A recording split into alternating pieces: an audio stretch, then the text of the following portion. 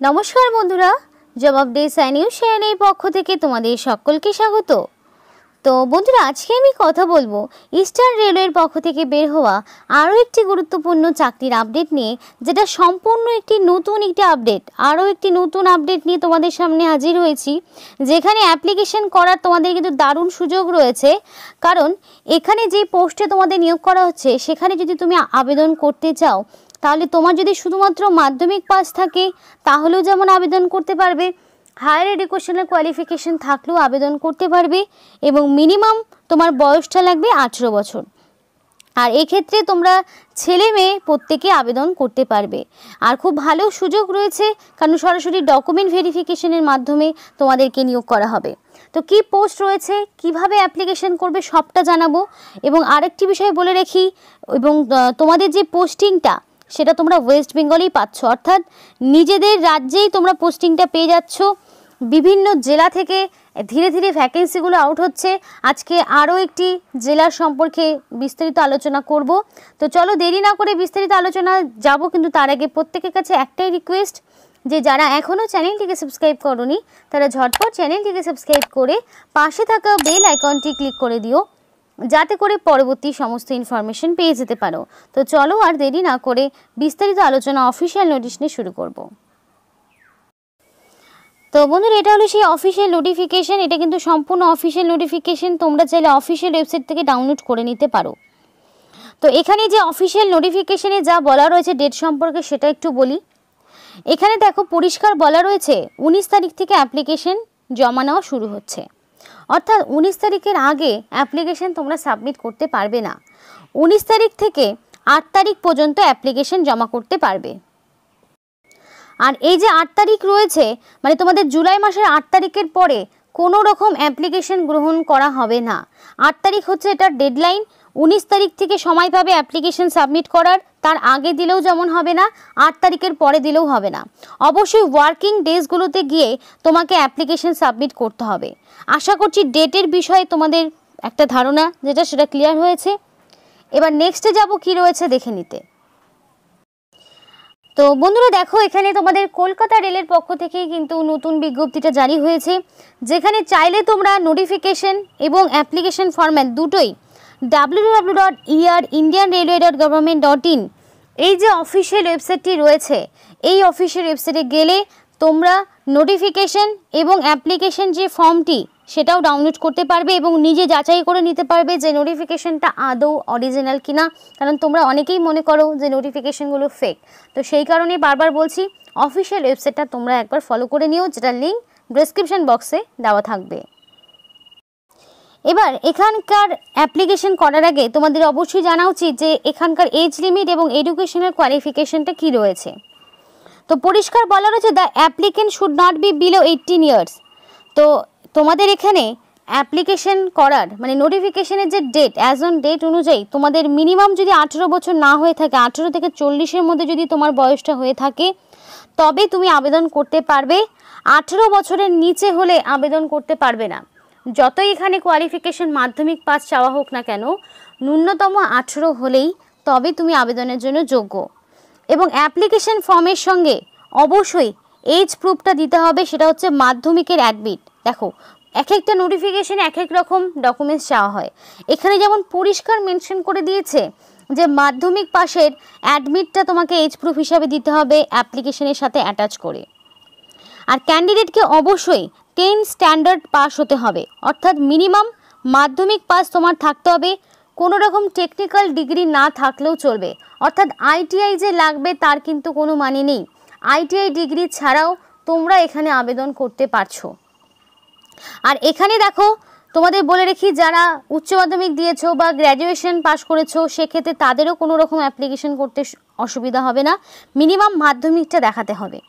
আর সাথে কি লাগবে, সিম্পল ইংলিশের ওপর নলেজ লাগবে। কেমনটা, ধরো তোমরা স্টেশনের নাম পড়তে জানো, ভ্যালু অফ দ্য টিকিট সেগুলো পড়তে পারো, এইটুকু বেসিক ইংলিশের ওপরে নলেজ থাকলেই তোমরা আবেদন করতে পারছো।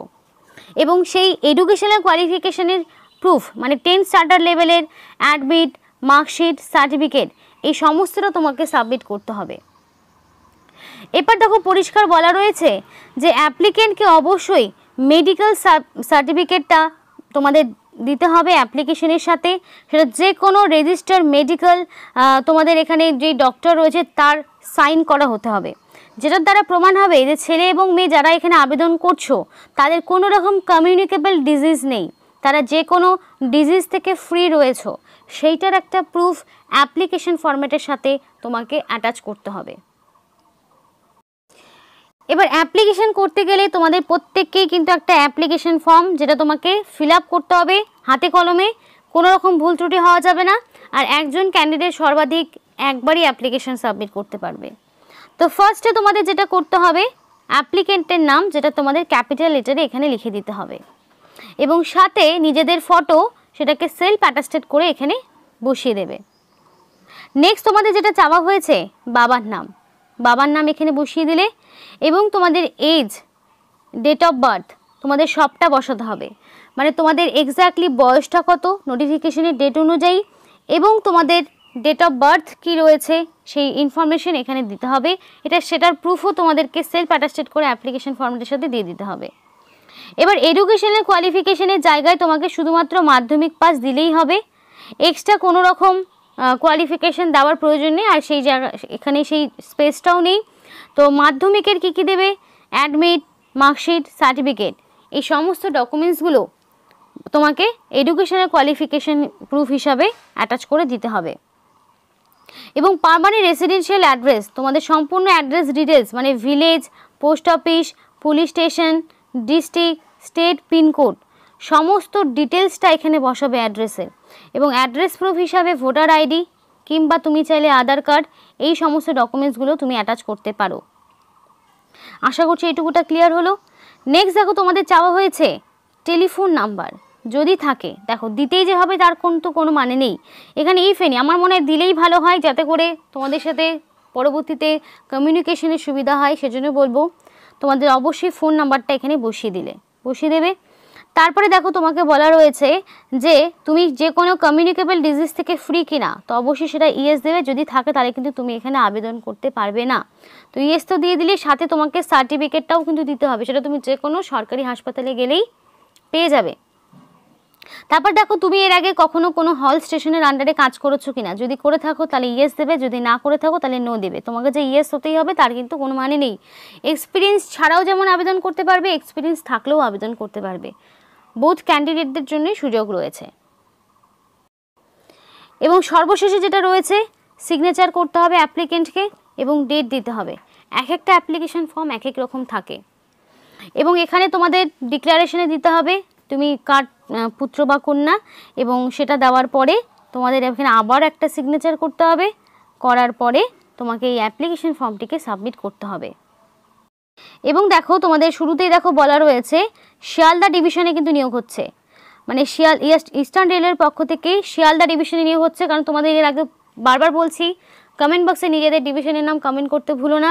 দেখো এক এক করে কিন্তু প্রত্যেকটি ডিস্ট্রিক্ট থেকে প্রত্যেকটি ডিভিশন থেকে ভ্যাকেন্সি বেরোচ্ছে, আর যখনই বেরোচ্ছে তখনই কিন্তু তোমাদের সামনে সেগুলো তুলে ধরার চেষ্টা করছি, যাতে করে তোমরা যারা অ্যাপ্লিকেশন করতে চাইছো তারা যাতে নির্দিষ্ট সময়ের মধ্যে অ্যাপ্লিকেশন করতে পারো। দেখো নিয়োগটি তোমাদের করা হচ্ছে ইস্টার্ন রেলওয়ে শিয়ালদা ডিভিশন থেকে নিয়োগ হচ্ছে। এটাকে হাওড়া দেওয়া হয়েছে, আসানসোল দেওয়া হয়েছে, আরও বিভিন্ন রকম ডিভিশন কিন্তু তোমাদের সামনে সেগুলো প্রেজেন্ট করেছি। নোটিফিকেশন খুব রিসেন্টলি বেরিয়েছে, মানে 5 তারিখে নোটিফিকেশন বেরিয়েছে, 5/6/2024, এবং এখানে নোটিফিকেশনের নাম্বারও দেওয়া রয়েছে।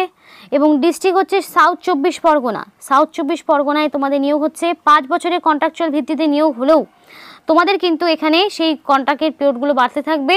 2000 টাকা তোমাদের সিকিউরিটি মানি হিসাবে রাখতে হবে এবং যখন তুমি কাজ ছেড়ে দেবে এই 2000 টাকা তুমি ফেরত পেয়ে যাবে। এবার তোমাদেরকে বারবার বলা হয় যে কোথায় অ্যাপ্লিকেশন সাবমিট করতে হবে সেটা একটু নোট ডাউন করে নাও। দেখো এখানে কিন্তু বারবার করে সেটাকে তোমাদের মেনশন করে দেওয়া হয়।